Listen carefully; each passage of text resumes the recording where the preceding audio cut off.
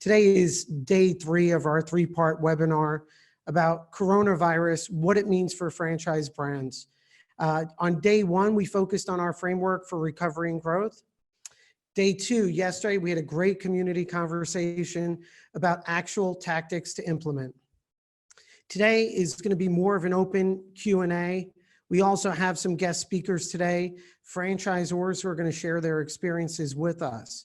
We're going to follow the same format. So please use the chat feature.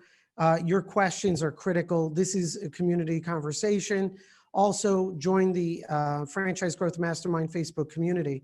So what we're going to do is we're going to start with a legislative update. Then we're going to do a quick recap of yesterday's webinar. Why? It's because I feel like we reached some tactical strategies and really a game plan that all of us could start putting together.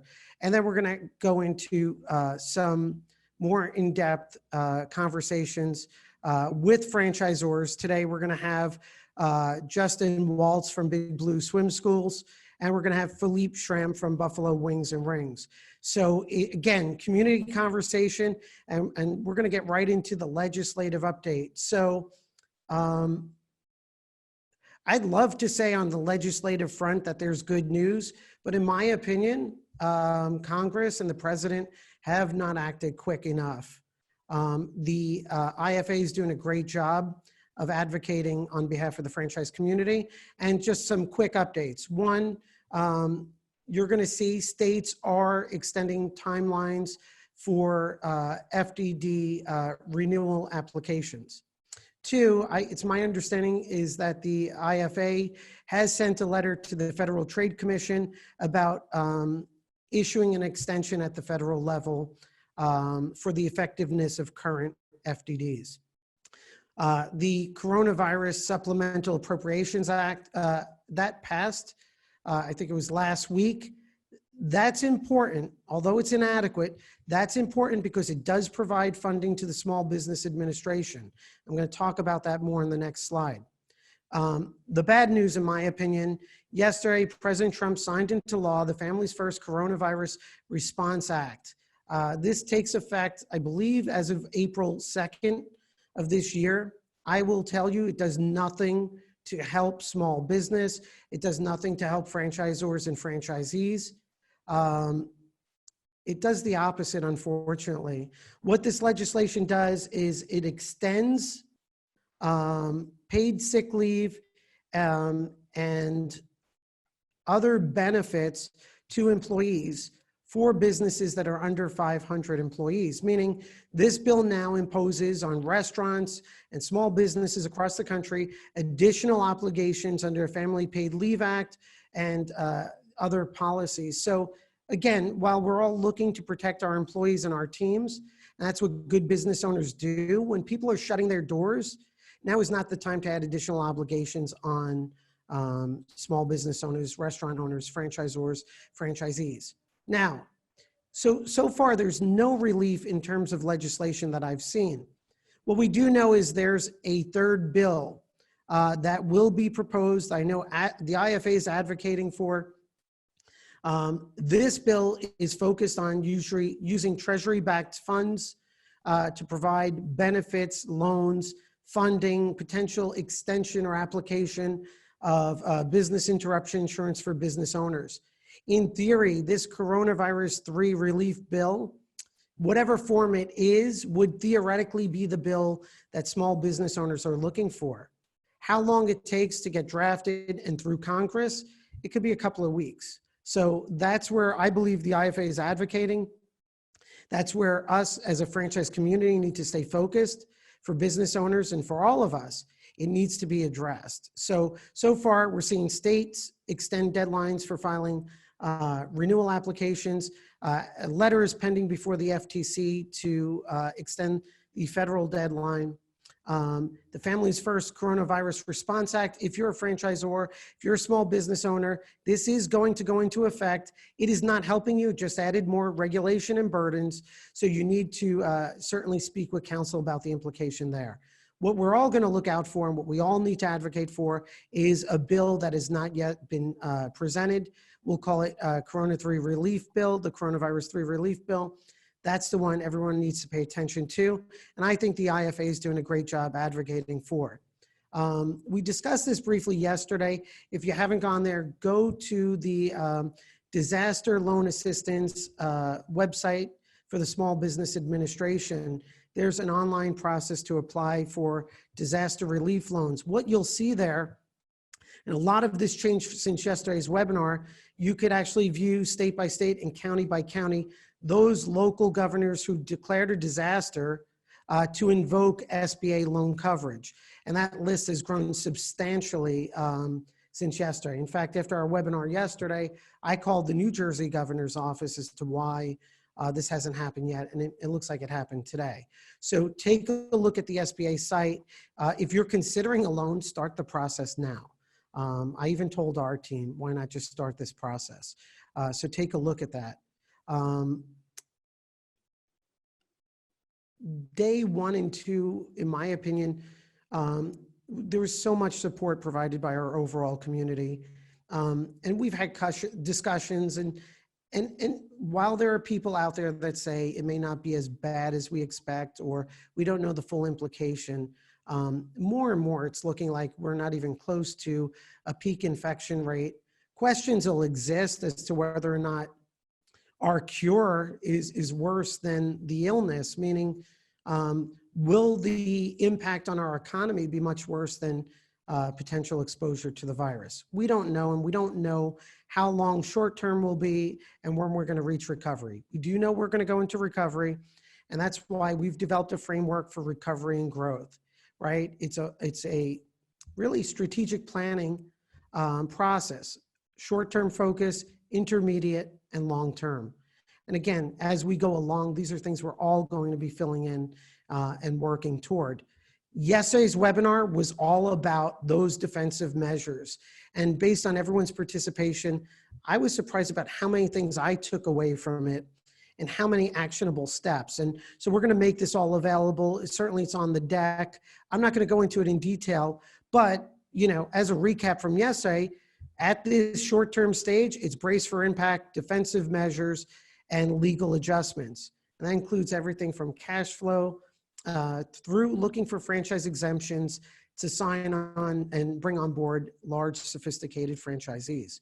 In the intermediate stage, we had a great conversation yesterday about planning, not just 12 months for the next 24 months, reassessing your budget obligations, building your validation story, reevaluating your real estate, and redefining your digital marketing strategy, with the main point being every franchisor is going to be judged by how they react to this crisis.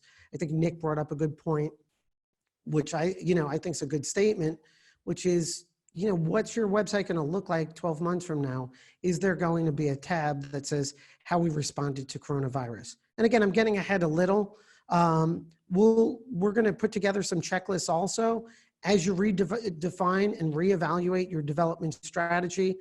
Yesterday, we also talked about focusing on and reevaluating the products and services you offer, your franchisee validation story, your leadership team, the ROI you offer your franchisees. So that's a quick recap. All the videos are available, and we're going to keep the dialogue going in the Franchise Growth Mastermind Facebook community. And then Nick's going to lead us in with our guest speakers, who are Justin Waltz and then Philippe Schram. Let's go ahead and start this off. I think it's like the discussion away from just the two of us. That's part of building this. So would love for you just to start general state of mind, both from a personal standpoint and from a business standpoint. Thanks for having me, guys. Justin. Yeah, good to see you guys. Thanks for having me. I'm really in the mindset of there's going to be massive opportunity coming out of this, as a lot of us have talked about. I've heard the webinars and just been kind of paying attention to what's going on. We're 10, 12 weeks behind China. We're a couple weeks behind Italy and France. And so what we know already is that we're going to come out of this on the other end. And so while we are bracing for impact and reacting to the needs of our business owners and our teams, as there's likely many leaders on this call right now. And I think if you're in a leadership position, whether you're leading a team of 2, a team of 22, 200, in the form of a support team, in the form of franchisees, in the form of just managing, your family at home, I think we have an opportunity to step up and be available, be transparent, be communicative, be positive, talk about what happens next, what's on the other side of this. And because we're just flooded with news and flooded with negativity, and folks are just very uncertain right now. So personally and professionally, my view is the same. And then is that we have the opportunity to be great leaders and be here for our people. And we have the ability to build stronger connections, build stronger culture with our franchise partners, as well as with our teams, reach out to the local communities. Now's not the time. I know I've heard you say this, Nick, now's not the time to be building marketing or cause and effect marketing and things like that. It's just now's the time to connect to our community and connect to our franchise partners and our teams. And so I think we have an opportunity as leaders, if we're on this call, to take a different position and get closer and lean in. And if you are keeping people on payroll, and I know many of folks, great franchisors, are discussing how to do so and are actually going to pull that off, we have an opportunity to bring people in and do more. And I'm thinking of ways of how can we grow our teams during the downtime and during the break, for say. Coaching on core competency skills, time management. I'm actually personally taking 2 of my team members and walking them through my entire Discovery Day presentations so that they can present on behalf of me and learn how to be better public speakers. We're starting a virtual Toastmasters, which is a public speaking event. I'm leaning in and working with people on core competencies, time management, feedback, delegation, things like that. So I think, number one, we've got an opportunity to be ready, capacity for pent-up consumer demand on the other side of this. And number 2, we have an opportunity to lean into our local communities and our local teams and improve during this lull in where we are right now. Has there been any point where you've paused and reflected and felt depressed? Has that hit at all? I mean, the waves of emotion that's going to hit human beings in this, has that hit you? Or are you trying to stay so focused on what could potentially be positive outcomes that you haven't allowed yourself to go there? No, I think just naturally you have to allow yourself to go ups and down, right? I mean, personally, I watched the Bill Gates TED Talk now 3 times. And Bill Gates called this out 5 years ago. He saw it coming. And that definitely is one of the more depressing things to watch, right? So it's natural. And I think the other thing, as leaders, we forget to be transparent. We forget to show our true feelings to our teams. And it's I'm a big Brené Brown fan, which is, lean into vulnerability and let's be real with our teams. So I'm less concerned with the ups and downs of the emotion and more concerned with being transparent with our teams and being real. And so absolutely, Nick, I've been ups and downs. I've been encouraging teams to take walks outside and get some nature and get some exercise in. And also encouraging our other leaders in the company to be transparent. So I will absolutely, in either one-on-ones, personally and professionally, and in team meetings, express to people that I'm feeling the ups and downs every day as well. So yeah, all true. Yeah, I appreciate that. So from an industry, there are several areas that this is going to get hit. And I would love for you to speak even to the industry that you guys occupy in swim schools. Mm-hmm.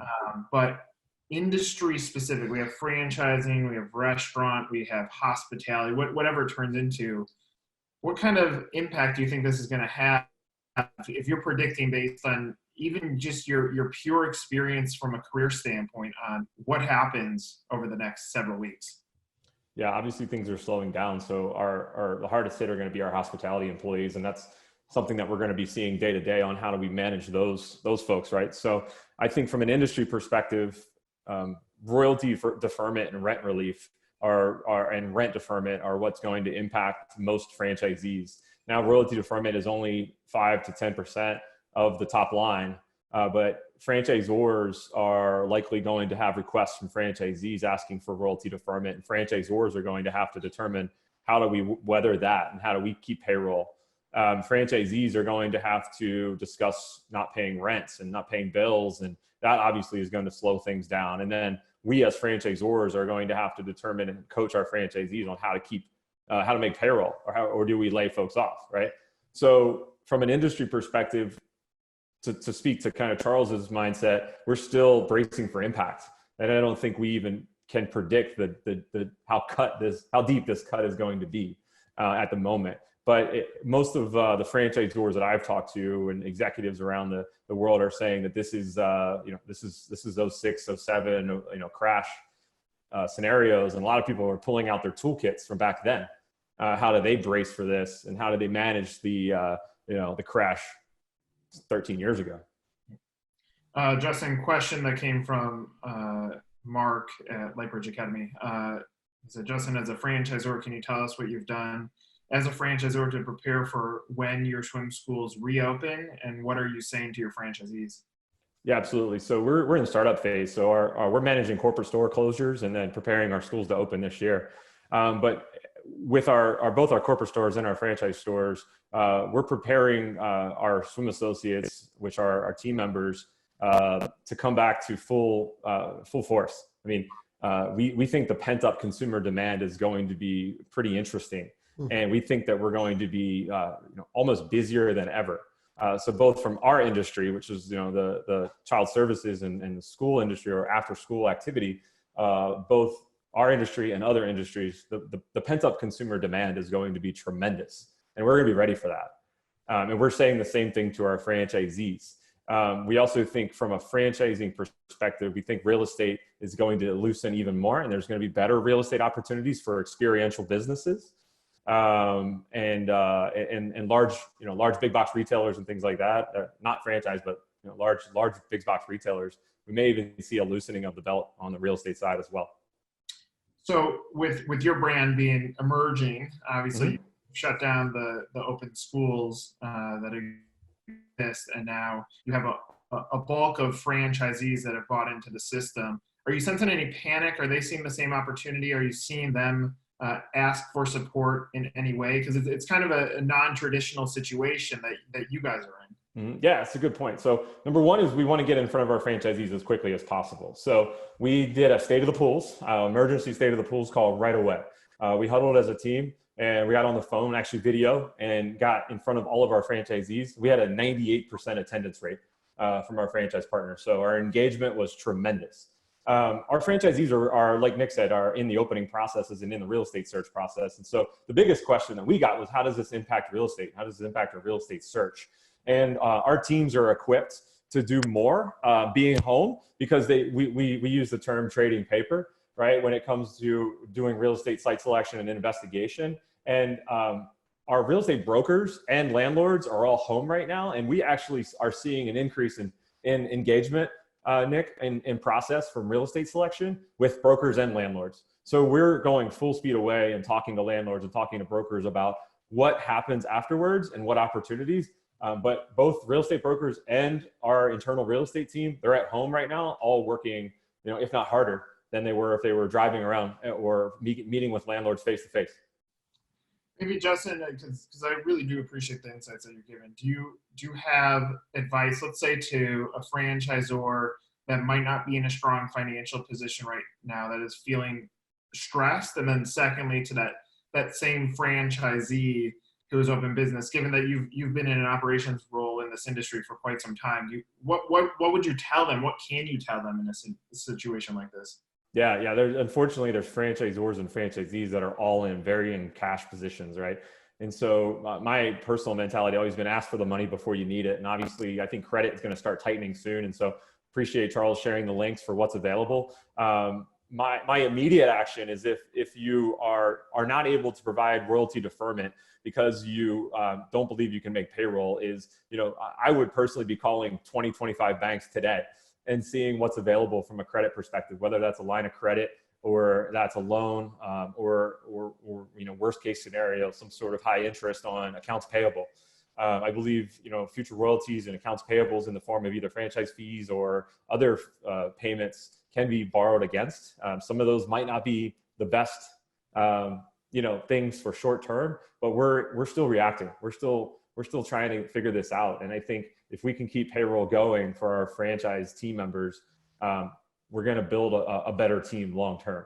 So that's like for franchisors, I think we have to take drastic measure to try to steer the ship and be there for our franchisees. And the same, we have to coach our franchisees on financially. If they do not have 2 months of fixed costs, in the bank, I financially want to coach franchisees on 2 times fixed costs plus payroll and show them how to build that fund to recover in emergencies like this. If they do not have that cash available, then the same kind of financial coaching goes for them.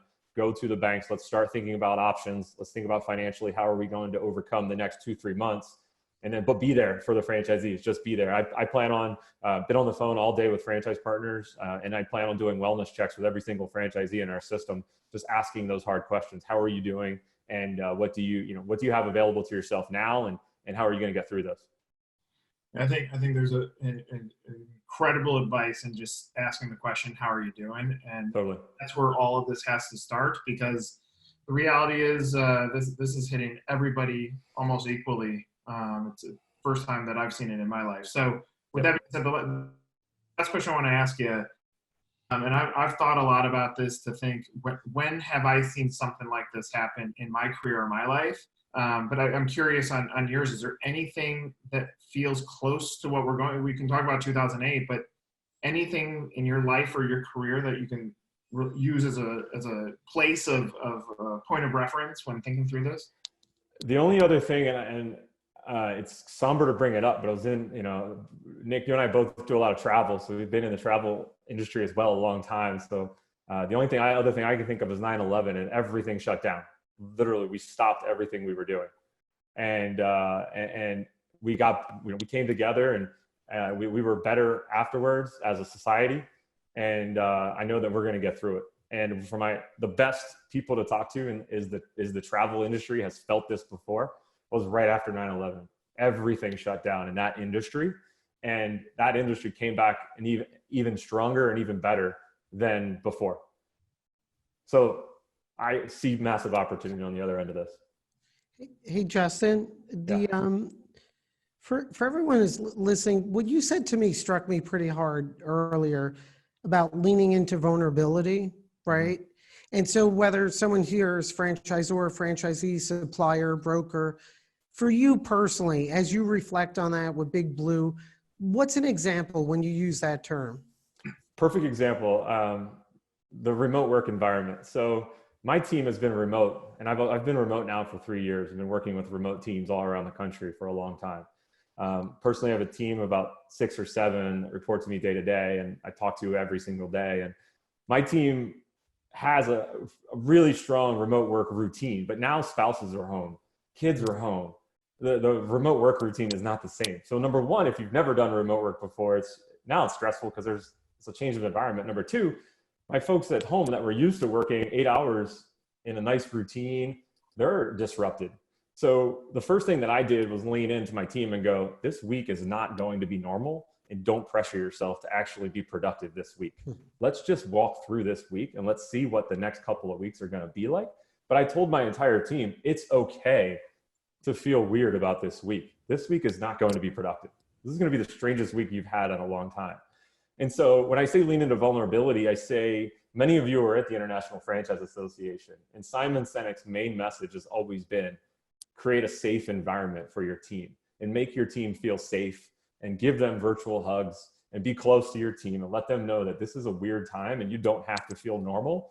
Because I know there's a lot of leaders and a lot of bosses, and I've had people come to me already going, my spouse's boss is not the same as you and they don't feel the same as you and we appreciate you. And I just think that we have to be understanding right now, but we have to create a space for our team members to feel like they're solid. Things are going to be good. And we've got to give people the time to adjust. And that's the biggest thing that I could have done this week, is just to let my team know that we're going to be good. And this is going to be a little funky right now, but let's keep working. Justin, that's to me, that's incredible. Like, reflecting on my internal team and reflecting on the people on this call and the names that I mean, and again, we haven't even reached a peak yet, but what makes me feel good is when I hear comments like that, because with the right team and the right group of people, once we get past this, there's going to be, everything's changing. The landscape will be changed. I don't say this in and there's so much opportunity ahead, and it's critical to stick together as teams. That's for sure. I mean, that's inspiring the way you put that. Yeah, just simple tactics you can do is hold a daily huddle. So 10, 15 minutes every single day, just everybody stand up and get together and say, how's it going? Secondly, Big Blue Swim School, we all have young kids. So admire and engage when kids pop into the video and say hi and have fun with it. And third, we did a virtual happy hour on Tuesday evening, and we all just had a couple drinks together, and we didn't talk about work for an hour and a half. We didn't talk about work at all. That's awesome.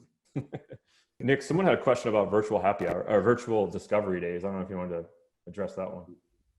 Yeah, let's go up to that while Charles is figuring out Philippe. Well, yeah, that would be, yeah. Here we go. For those of you who have done virtual discovery days, what is the ideal length, and how does that compare to prior in-person timeline? A lot of our clients do half to full day sessions with site tours or a day in the life as an owner, and that can't happen right now. How long is too long? Justin, you want to take a swing at that? Yeah, this is a tough one. I mean, I can definitely agree that the question is very well written, because I can sense that the virtual happy hour, most people agree, is not even going to have that's not going to be even close to having the effect as an in-person happy hour. So most franchise development folks that I've talked to, is keeping candidates engaged. And I do like the idea of a half-day session and a video site tour. A lot of people, even though our locations are not open and operating, we can still be there. Big Blue Swim School, we're doing in-home exercises. So our team is actually 1 or 2 people are in facility actually recording videos. So you can do a virtual site tour that way as well. But I don't think that the virtual discovery day should actually replace.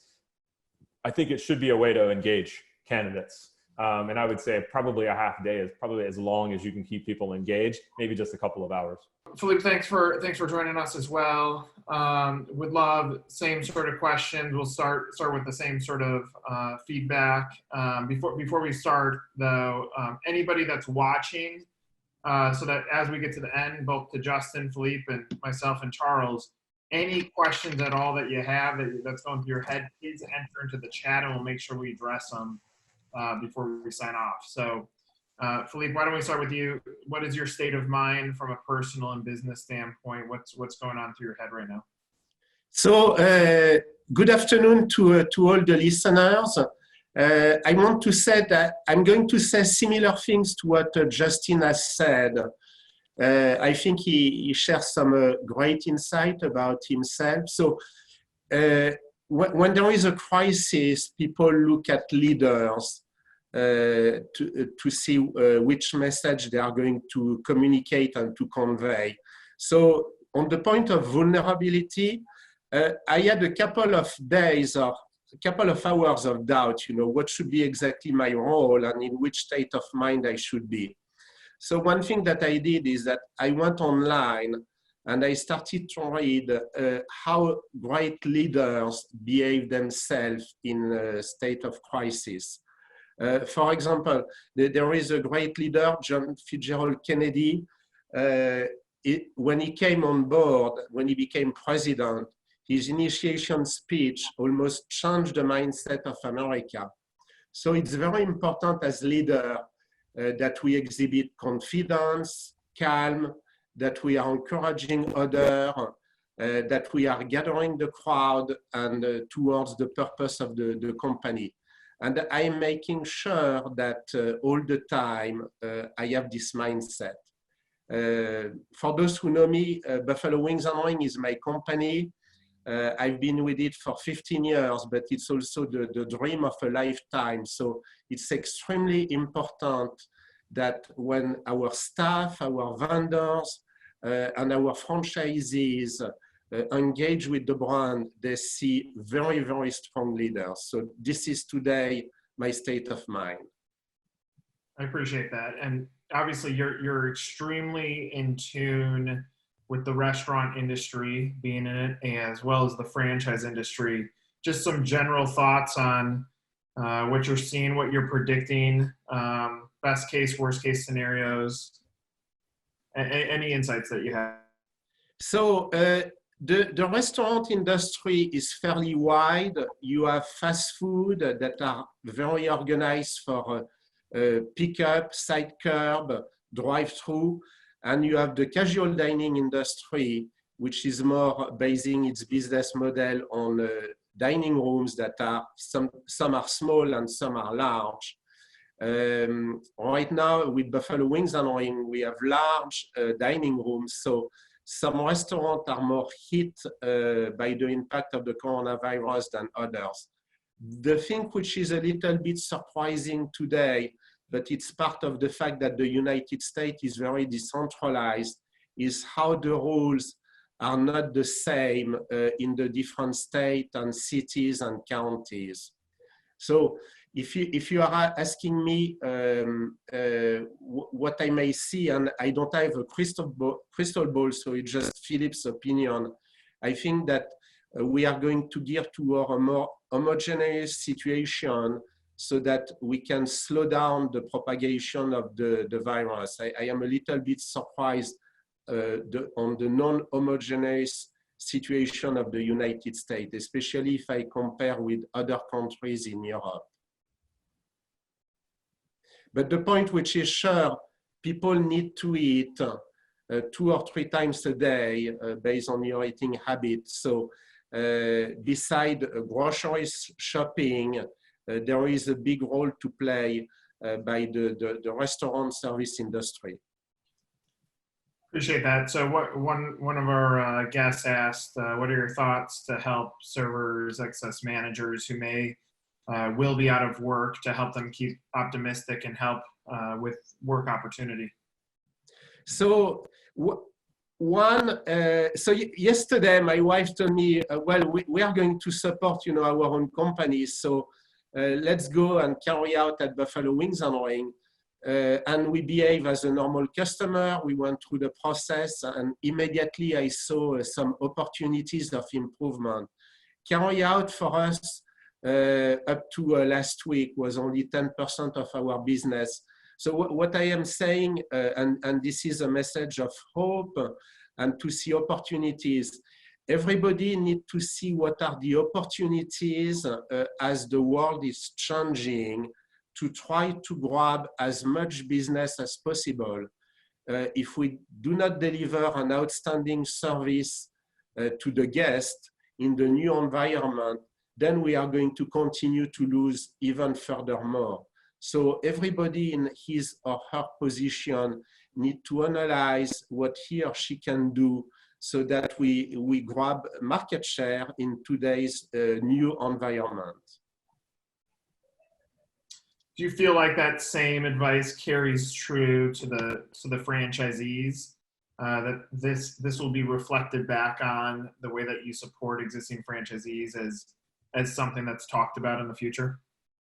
Oh yeah, absolutely. Because the beauty of franchisees is that they are the local entrepreneurs that represent the brand.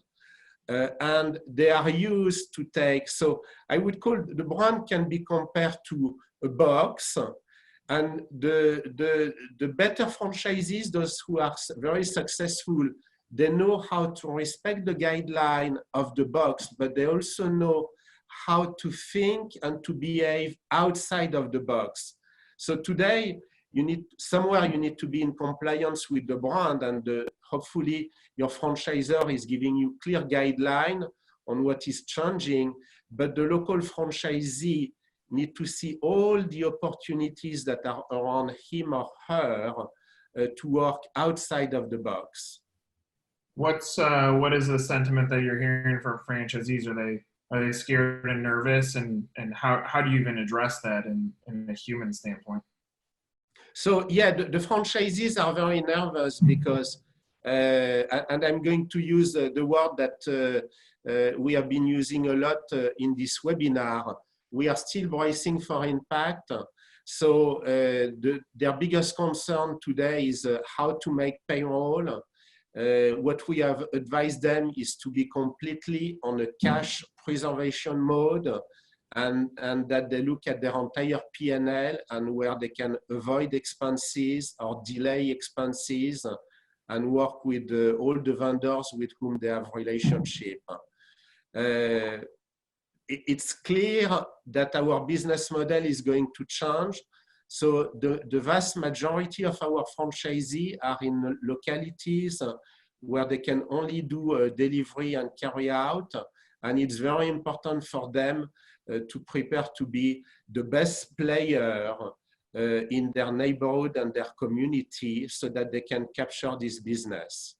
And this is, so we came with a lot of tactical ideas to help the franchisees, and they need to carry that at their own level. Appreciate that. And lastly, have you seen anything like this in the history of your life? Is there anything that you feel from experience standpoint you can point to and remember as some sort of scaffolding for how to navigate whatever is happening next? Yeah, so I come from, I would say, humble origin, and what I have today, I've built it alone with my family, with my wife. But very early on, I've started to invest, especially in the stock market. So I've known the crisis of 1986, 1987, 1990, the year 2K, and then 2008.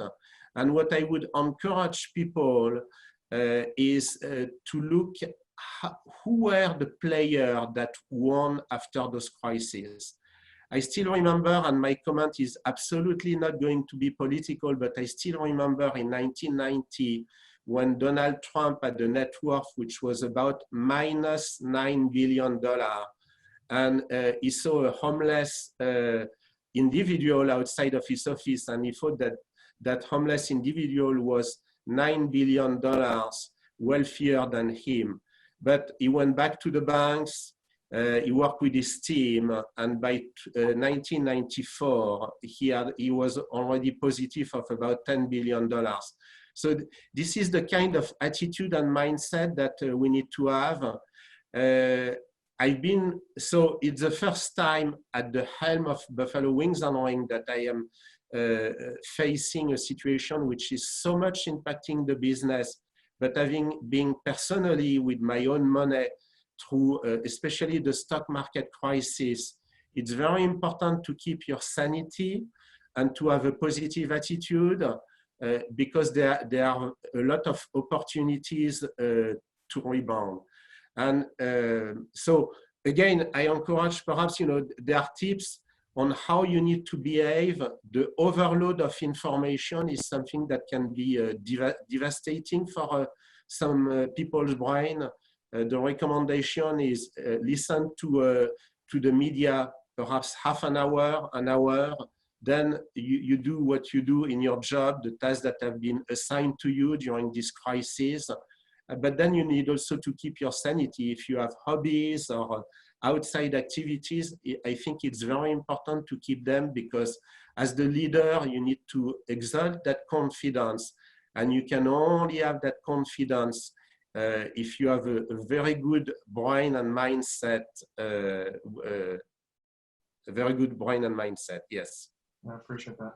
Hey, Philippe, Justin too. I mean, you guys, I'm getting inspired as I sit here, right? Philippe, have there been moments the past couple of days where you've really had to readjust your thought process, where you've gotten a little down or concerned? And I love the story you told about Donald Trump, but what's it been like? It's been ups and downs this week for you guys? Oh, yeah, absolutely for me. Yeah, because, so imagine the restaurant where the dining room is closed, the business is down 90%. So this is something which is extremely impactful. But immediately we design a task force and then we have created a blog and we are making sure that the entire organization is working on the right topics to support our franchisees to go through that phase one, as you mentioned, in a successful manner. You need to see that so that it boosts your mind and to be that positive leader. But yeah, I had a lot of doubts. I must admit that. Philippe, I'm just When you mention a blog, is that an internal blog for your franchisees and your team? So yeah, this is a good question. So we have an intranet where we have a lot of the communication tools, pricing, but we thought that it was very important to have a two-way communication tool with our franchisees. So inside the intranet, we created a blog, and we decided that all the decisions that are made and the tips for the franchisee would be published there, with the opportunity for the franchisees and their management to ask questions and also to interact directly. I love the name of the blog. We have called that "We Are in This Together," which I see that as a very strong banner, which is, by the way, it's the symbol of our culture. In our company, I think that we have always won because of our culture. The culture that as owner and executive team and the entire staff of Buffalo Wings and Wings we have created is that we serve others our way. And we have people who are guided by a system of values. We are not dictated by money, we are dictated by a system of values, and we hire people, franchisees and staff members that fits those values. So even in a deep crisis like we are facing today, when we are publishing a blog which is named "We Are in This Together," immediately the franchisees think that it's genuine and sincere, because this is the way we have been operating for the last 15 years. That's amazing, Philippe. Again, amazing. Justin, I'm going to unmute you just so that we can have a conversation here. Looks like you're good. Justin, are you still there? Yeah, I got you. Okay. So I'll throw this out for anybody that feels like answering it. I think that one of the hardest parts about this is we don't know an end. And, you know, I've had countless discussions with humans that for the first time in my life, yes, September 11th was a panic crisis and a financial crisis, but to have a health crisis, financial crisis, and a panic crisis all at the same time, and watch that other countries have gone through several cycles, it's hard to have predictability how much cash you need to have stored away to survive, not just from an employer standpoint, but as a human. How does anybody start trying to have some predictability so that you know how much cash you're going to have to free up now to weather the storm? Yeah, I mean, Nick, I'm in a mindset of exactly the same as you mentioned, personal and professionally. I mean, the best way that the best research I've done is we're 10 weeks behind China, right? We're 12 weeks behind China. So we just have to watch the rest of the world and determine what business is going to look like. I think we're going to see a large amount of demand afterwards, but we could be 2 months before any sort of revenue comes back, maybe 3. But you know, I'm no health expert, but I'm just watching the news as much as everyone else is, and it looks like China's seeing returns to malls and restaurants, but probably it's going to trickle in. So we may be midsummer or end of summer before we're actually seeing revenue in any small business in the country. I think, Justin, what you just articulated, again, I think that represents the best estimate we could have right now. I think that is very thoughtful. I think Nick mentioned it before, and you've pointed this out. We do need to look to China, at least from a timing standpoint. And it does seem like we're 2 to 3 months out from at least all of the panic subsiding and getting consumer behavior up again. So, and look, as a group, I think we all need to plan for this 2 to 3 months.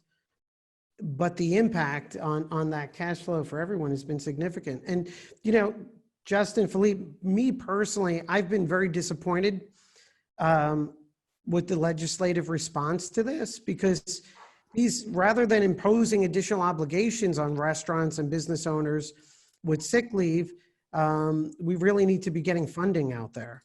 And so that's one of the points I hope starts to get addressed within the next couple of days. Yeah, and I think so. There are so many decisions that need to be made that we need also to be optimistic that some decisions are going to be made in a short period of time and are going to help all our franchisees and business owners.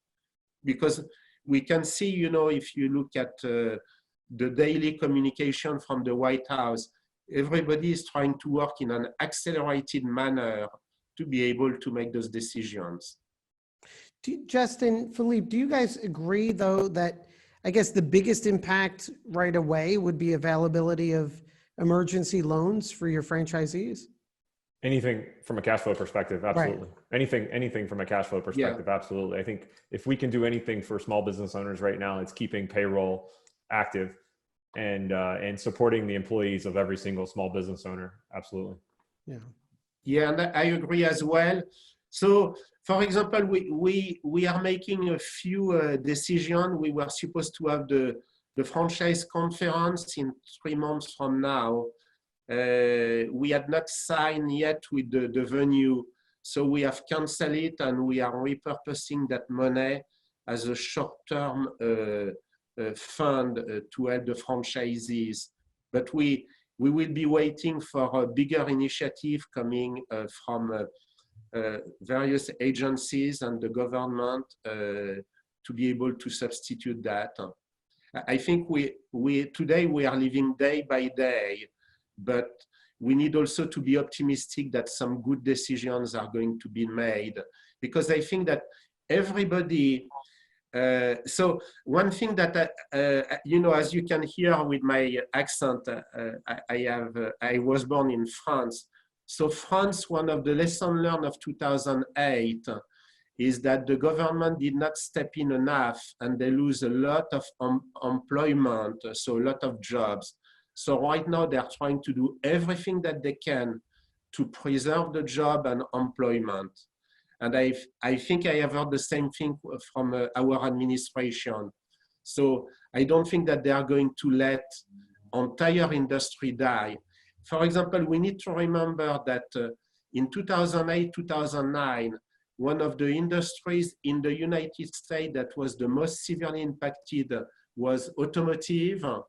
And the Obama administration stepped in and helped this industry in a very non-conventional, non-American way, because typically America said, we don't intervene in private businesses. But they did, because automotive was way too important in terms of employment for America. And so I am optimistic that similar decisions are going to be made to save employment. You know, Donald Trump 2 days ago was saying that he believes that he has built an extremely strong economy, and I don't think that he wants anything to break that down completely. So it's taking a hit, but I think he wants the economy to be able to rebound as soon as we will be out of this crisis. That makes sense, Philippe. And as we're approaching the 1 hour mark, I know if there's questions for the panel, I know there have been a bunch as we go along, and please let us know with that. And then what I will say is this, again, we're sort of putting together pieces to the puzzle. And so as we keep working through this, everyone, we're going to be setting up some more calls like this and webinars next week. It's critical that we keep communicating this way.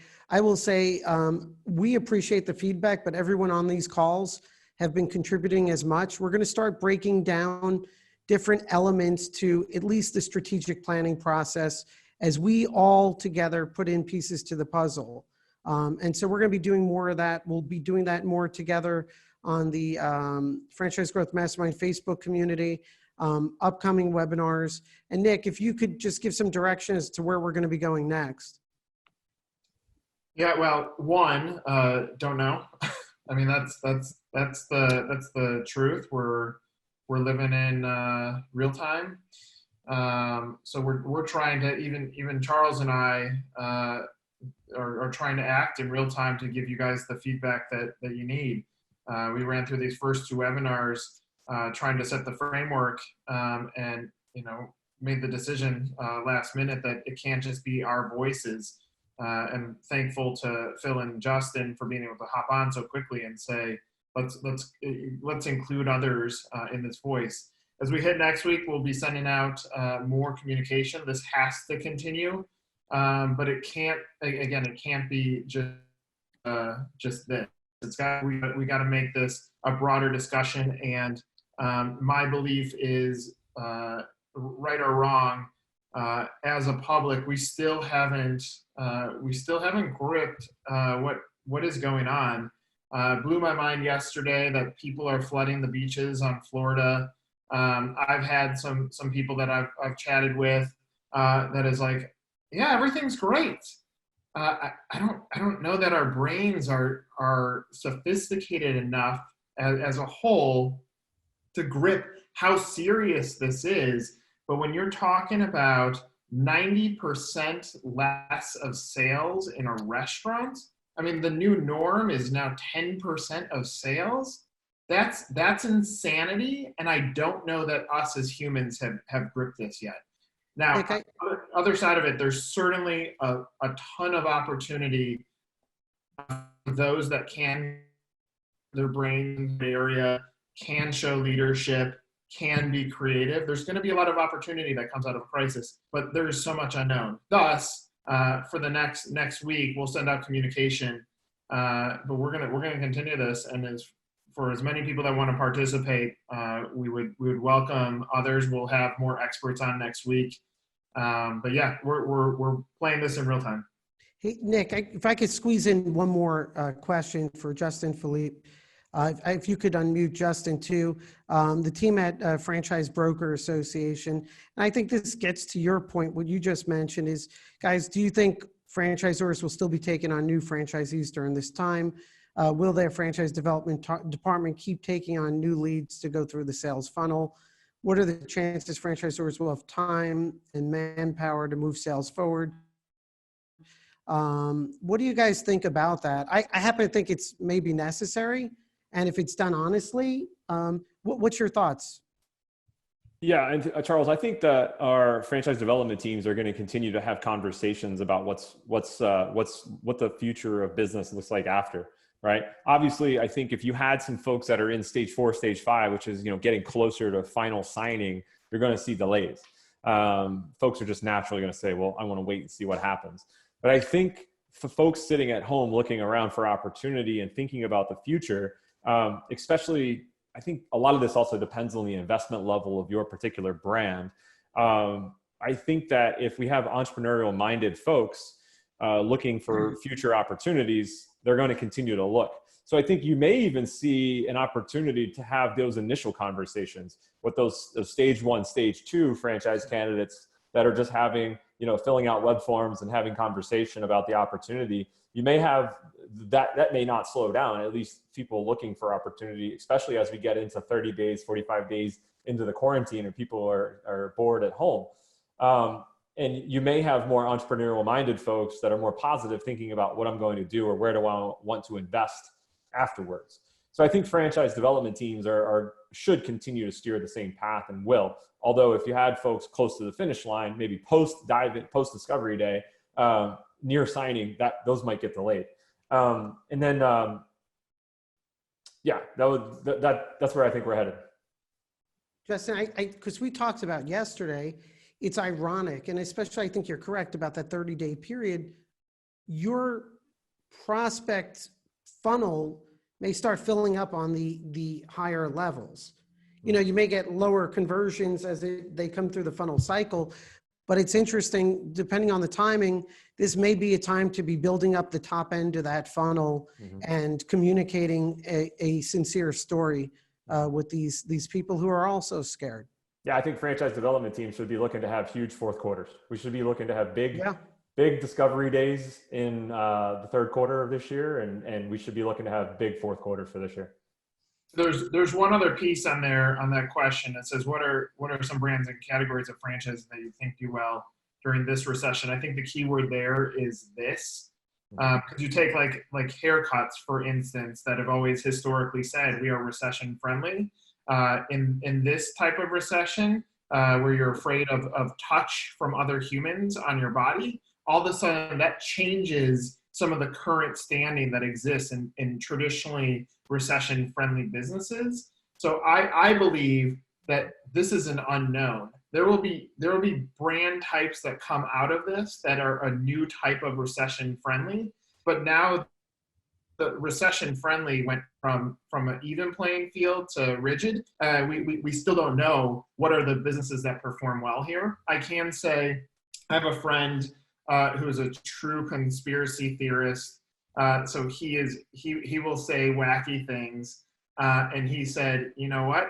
I feel great with job security. He's in IT, which also helps on cyber threats. That type of industry is going to continue to produce because we need the web to work well. So I think there are categories that we don't know yet that we're going to have to watch and see what's happening. The other thing, as I've thought about this a lot, I've had plenty of think time, is it wouldn't shock me if we start hearing the term deferred franchise fee just to keep people engaged and have them basically assign a letter of intent to buy a franchise so that you know where they're at in the process and you're not collecting the fees until we have clarity on this.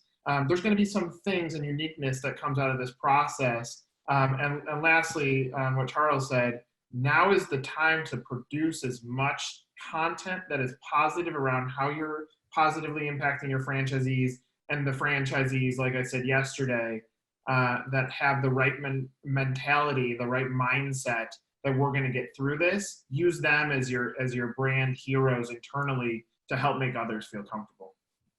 So I have two points to say on this question. My mind this week has been mostly to preserve our existing franchises. So I've not given a lot of thought about franchise development. But if I look back on the past, I think that a lot of smart business people have been what I call to be contrarian. For me, it's kind of interesting to see how people behave. When the stock market is high, then the media start to communicate a lot about the stock market, how high it is. And that brings even more people to continue to buy when we already know that it's too high and actually it's time to sell. And then when the stock market goes down, it's the opposite. People are panicking, and I'm sorry if you don't need those assets. Actually, it's time either to keep them or even to buy because you want to buy low and sell high.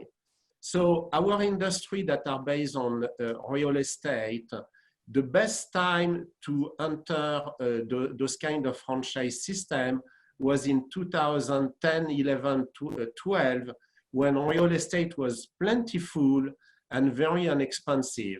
And then what we saw is the inventory of real estate started to dry out towards 2014 and 15, and then became extremely expensive, doubled by the fact that construction costs also became extremely expensive starting in 14, 15, 16. We were seeing 10 to 15% increase for the same kind of job every single year. So existing franchises, unfortunately, to be able to weather the situation, their cash reserves may be depleting when we will be exiting the current crisis. But new franchises that are entering, especially if they have cash reserves and they are well funded, it's a perfect time to enter any kind of business. Franchise, whatever business or investment, stock market, this is the time. I think that all makes sense. As we, and Justin, Philippe, thank you. I mean, for me, I'm taking out of this two very big thoughts about leaning into the vulnerability and being in this together, which for everyone on these calls, thank you so much. We're going to be building out, we're going to have more calls and webinars next week, so be on the lookout. Nick, any last items? Stay safe. Stay safe. And Nick, I'm sorry, please go to the SBA websites, start evaluating options in terms of some loans and start pushing or start the application process. Thanks, everyone. My only word is that all of us as a US citizen, we have a role to play to stop the propagation. So the self-distancing is very, very important. Our behavior every day with the people around us is critical so that we are successful as a nation and even as the humankind. So as hard as it is, we need to do it. Thanks, Philippe. Guys, gentlemen, ladies, have a good afternoon, and we're going to be speaking soon. Take care, everyone. Thank you. Bye. Thank you, guys. Thank you.